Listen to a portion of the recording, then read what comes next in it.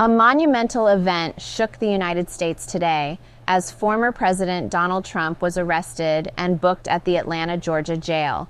The charges stem from allegations of insurrection and attempting to overturn the 2020 election results. This arrest is set to ignite a fresh wave of debates, discussions, and legal battles that will likely leave a lasting impact on the country's political landscape. Former President Trump's arrest follows a lengthy investigation into his role in the events leading up to the January 6th, 2021 Capitol riot. The investigation has culminated in this highly charged arrest, making August 24th, 2023, a day that will be etched in American history. As Trump was released from custody, he addressed the media gathered outside the jail, adamantly asserting his innocence. He maintained that he had been challenging the 2020 election results through legal channels and denied any wrongdoing or violation of the law. He vowed to fight the charges and expressed confidence in his eventual acquittal. A very sad day for America. This should never happen.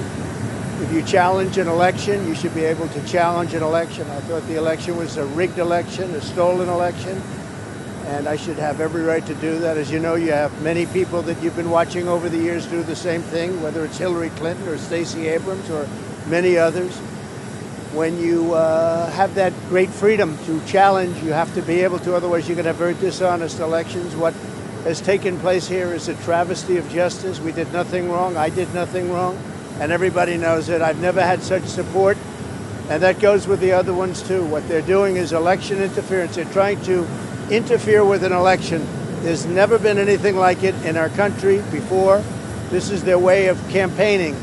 And this is one instance, but you have three other instances. It's election interference. So I want to thank you for being here. We did nothing wrong at all. And we have every right, every single right, to challenge an election that we think is dishonest, that we think it's very dishonest. So thank you all very much, and I'll see you very soon. Thank you. Amidst the storm of controversy, former President Trump took to Twitter, breaking his long silence since January 8th, 2021.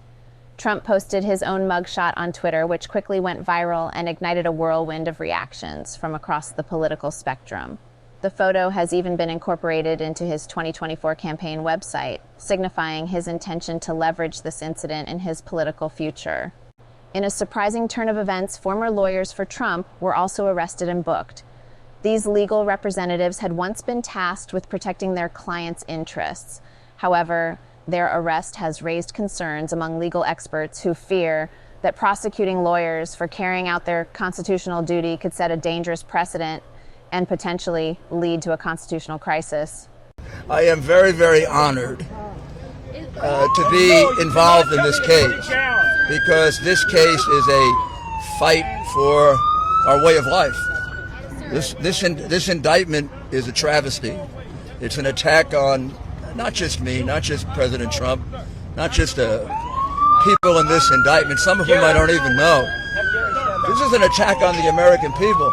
If this could happen to me, who is probably the most prolific prosecutor, maybe in American history, and the most effective mayor for sure, it can happen to you. How does it feel to be on the other side of the justice system? How does it feel to be on the other side of the justice system? Sorry, don't interrupt me. I'm making a statement. If they can do this to me, they can do this to you. Remember, 3 years ago, the FBI raided my apartment and my law office, and they investigated me for 2.5 years. 20 years of my life they investigated, and they wrote a letter to the grand jury that they couldn't find a single crime. So that should have pretty much cleared me, huh? Don't you think?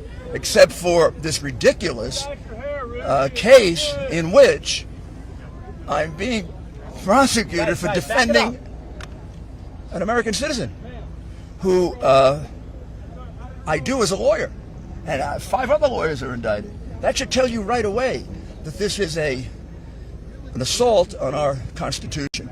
In a stunning turn of events, August 23rd, 2023 marked a historic milestone in the realm of media as Tucker Carlson, alongside Platform X, emerged victorious in a ratings showdown against Fox News. The once unassailable news giant hosted the first GOP primary debates without former President Donald Trump, who instead joined Tucker Carlson for an exclusive interview that captivated the nation's attention. He lies about Jeffrey Epstein's death, clearly lies. Do you think Epstein killed himself sincerely? I don't know. I will say that, he was a fixture in Palm Beach. Yeah. I don't know what Barr said about it either. I have no idea what he said. What did he say? He killed himself, probably? He said he killed himself and that they were going to do this investigation. They never did the investigation. It's never been public. Well, and they hid it. And why are they doing that? And clearly Barr knew. But why would Bill Barr be covering up the death of Jeffrey Epstein? Bill Barr didn't do an investigation on the election fraud either, okay? He said he did, and he pretended he did, but he didn't. McSwain, the U.S. attorney in Pennsylvania, Philadelphia, said Barr just wouldn't let him do it. It was crazy. Barr became so petrified, so frightened of being impeached. They were going to impeach him. I don't know if you remember it. Yeah. It's not a big moment in history. But they said, we're going to impeach. They play a much rougher game, the left, the lunatics.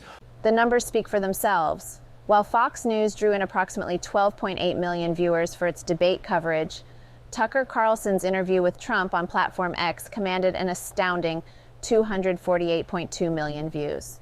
This resounding victory by Carlson and his platform not only overshadowed the traditional cable news network, but also marked a significant shift in how viewers consume and engage with political content. Before we end this newscast, my creator, Max Wilson, has been suspended from Twitter, X, indefinitely. You may ask why Max Wilson was suspended from Twitter, X, and I'll show you the tweet that got him kicked off the platform. Max Wilson said, quote, "The dog was out of control. I'm chopping its balls off," shrugged shoulders. Now, Max Wilson doesn't own a dog, and he would never chop a dog's balls off. That was purely a joke. Something so off the wall you're supposed to laugh? Anyways, Max Wilson would love it if you bugged Twitter, not X, to bring his account back. It makes the production of these newscasts much easier to make. That does it for the newscast today. Remember, and I'm the fake one, you all are the real ones. Don't forget to put on deodorant. You stink if you don't put on deodorant.